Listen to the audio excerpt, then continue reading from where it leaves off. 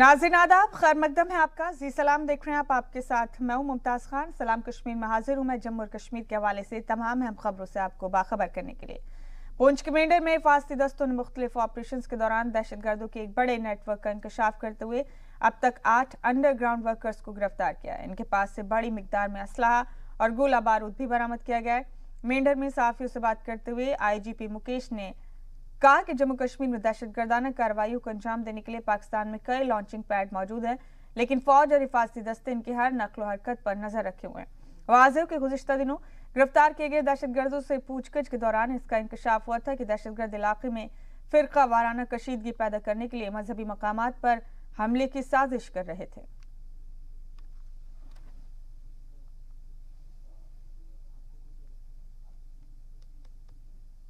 पिछले कुछ महीनों में मेंढर की पुलिस और आर्मी ने मिलके बहुत अच्छी कामयाबी यहाँ हासिल की है, जिसमें कई सारे जो नए टेररिस्ट या उनके ओवरग्राउंड वर्कर जो यहाँ पे बन रहे थे उनको गिरफ्तार किया है। उनसे काफ़ी भारी मात्रा में रिकवरीज की गई हैं, जो कि यहाँ डिस्प्ले पर है और आप देख सकते हैं। जो शुरुआती तफ्तीश के दौरान इस तरह की बात सामने आई है, तो जो कि बहुत ही सेंसिटिव मामला है और हम इस पे अलर्ट हैं।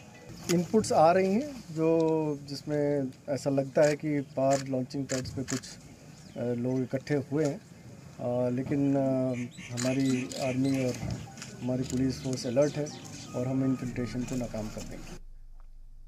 और ज़राई बिल की वापसी का मुतालबा कर रहे किसान मौजूदा बिल को किसान मुखालिफ बता रहे हैं। बिल की वजह से मुजाहिरीन मरकजी हुकूमत की नेक नियति पर सवाल उठा रहे हैं, लेकिन मुल्क के हज़ारों किसान ऐसे भी हैं जो इस फैसले की हिमायत में हैं और उन्हें सरकार की नीयत पर पूरा एतमाद है।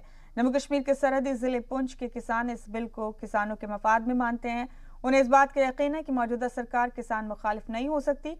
इस यकीन और एतमाद की वजह सरकार के वो 2 इकदाम हैं जो उसने सरहदी इलाकों के किसानों की फलाह और बहबूदी के लिए उठाए हैं। उनका कहना है कि मौजूदा सरकार ने किसानों के मफाद के लिए वो काम किया जो इससे कब्ल दूसरी हुकूमतों ने नहीं किया।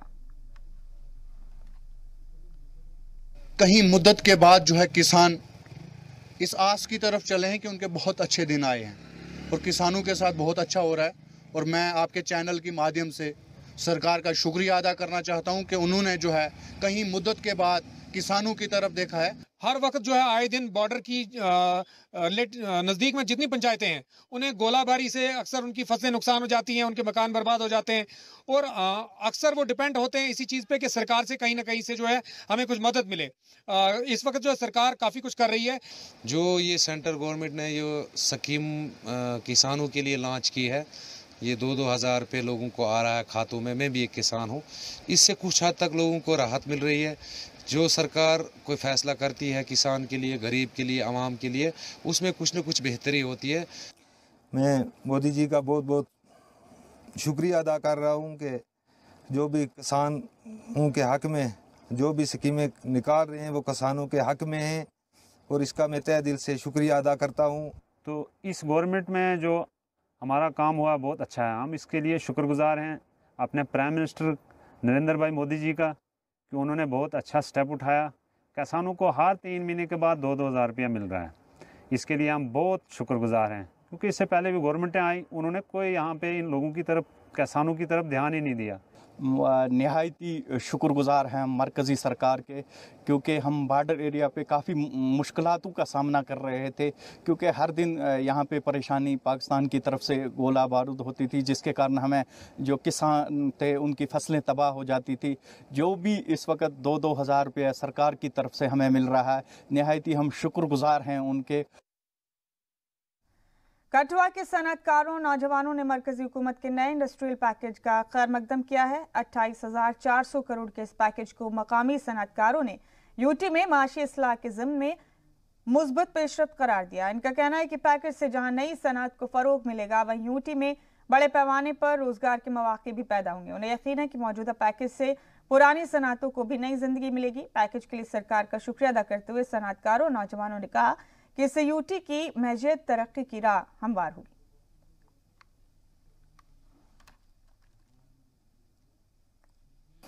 तो अभी एट प्रेजेंट जो हालात कोरोना के बाद बने हैं, हमारी स्टेट की, कठुआ की या सांबा की या जम्मू की इंडस्ट्री काफ़ी मुश्किल हालात से गुजरी है, क्योंकि 5-6 महीने टोटल जैसा सबको पता है कि बहुत मुश्किल हालात निकले हैं।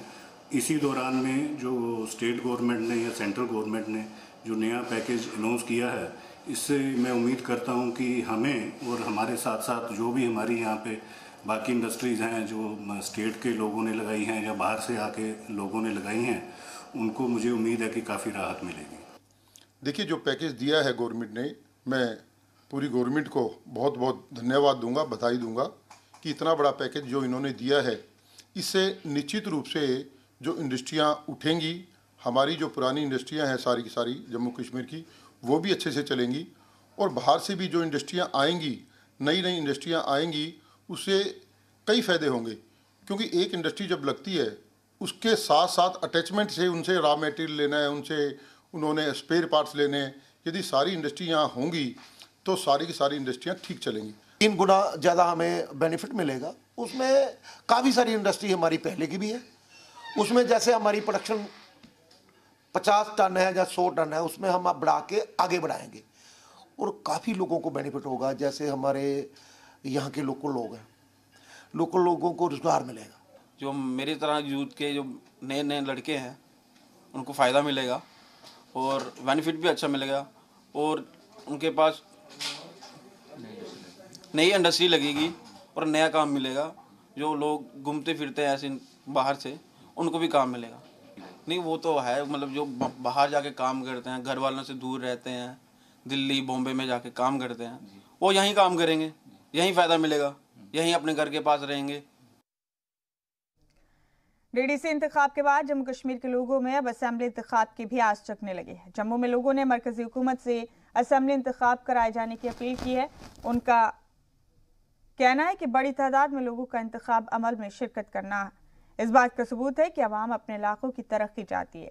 लोगों का मानना है कि मरकज़ के ज़ेर इंतज़ाम आने के बाद जम्मू कश्मीर में तरक्याती कामों में काफ़ी तेज़ी आई है।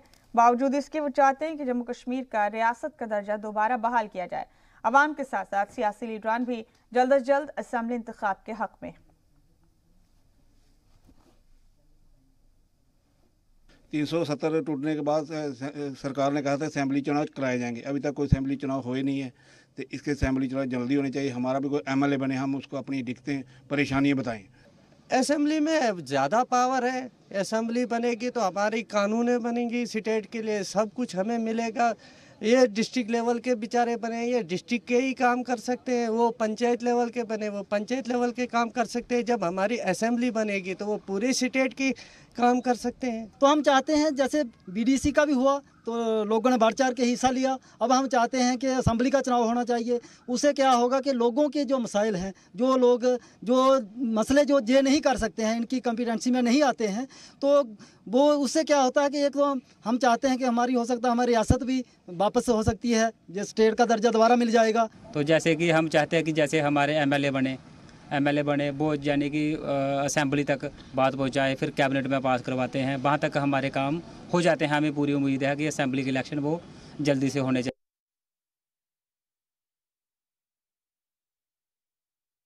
भारतीय जनता पार्टी भी मानती है कि डीडीसी इलेक्शंस के बाद डीडीसी चेयरमैन का जो चुनाव है वो इमीडिएटली होना चाहिए, और साथ में जो असेंबली इलेक्शंस है उनका चुनाव भी बहुत जल्दी होना चाहिए।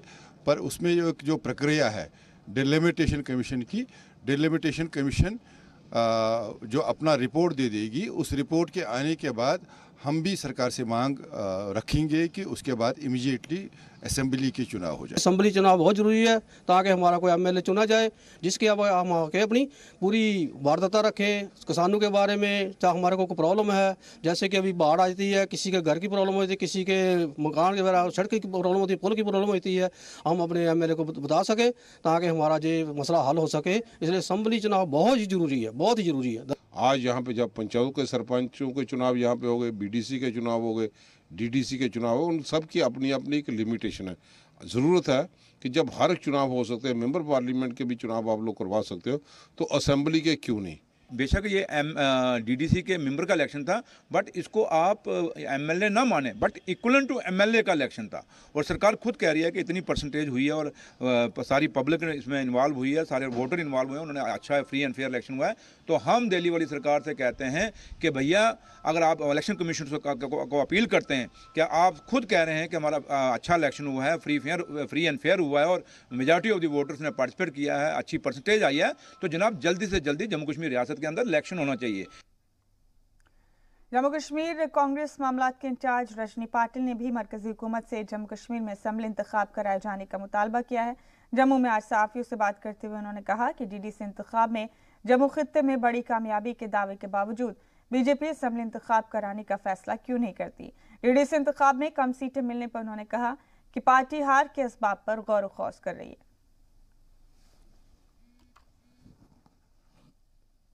अचानक से चुनाव उन्होंने ला दी है, क्योंकि डीडीसी के चुनाव अचानक से आ गए हैं सामने। हम मांग करते हैं कि इसके आगे जैसे उन्होंने डीडीसी के चुनाव दिए, ऐसे ही जल्दी से जल्दी असेंबली के चुनाव भी वो ले, जिससे हमें हमारे यहाँ एक लोक नियुक्त गवर्नमेंट मिल जाए।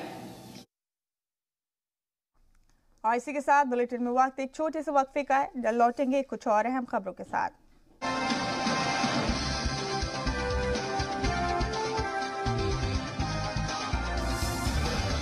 ब्रेक के बाद बुलेटिन में कुछ और अहम खबरों का रुख करेंगे। जम्मू की एक खुसूसी अदालत विशेष टाडा पोर्ट अदालत ने जम्मू कश्मीर के साबिक वज़ीर आला और मुल्क के उस वक्त के होम मिनिस्टर रहे मुफ्ती मोहम्मद सईद की बेटी रूबिया सईद किडनैपिंग के मामले में अलहदगी पसंद लीडर मोहम्मद यासीन मलिक के खिलाफ चार्ज सेट किया है।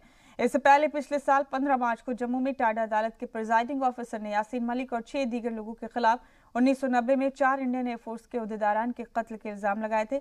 बता दें आपको कि doctor Rubiya Sayeed kidnapping case में सीबीआई चालान के मुताबिक श्रीनगर के सदर पुलिस स्टेशन में 8 दिसंबर 1989 को रिपोर्ट दर्ज हुई थी। रिपोर्ट के मुताबिक doctor Rubiya Saeed mini bus में अस्पताल श्रीनगर से नौगाम अपने घर जा रही थी, तभी कुछ नामालूम हथियारबंद लोगों ने उन्हें अगवा कर लिया। सीबीआई ने जांच पूरी करने के बाद 18 सितंबर 1990 को जम्मू की टाडा कोर्ट में मुलजिमीन के खिलाफ चालान पेश किया था। दहशतगर्दों की फायरिंग में 5 एयरफोर्स ऑफिसर्स की भी मौत हो गई थी।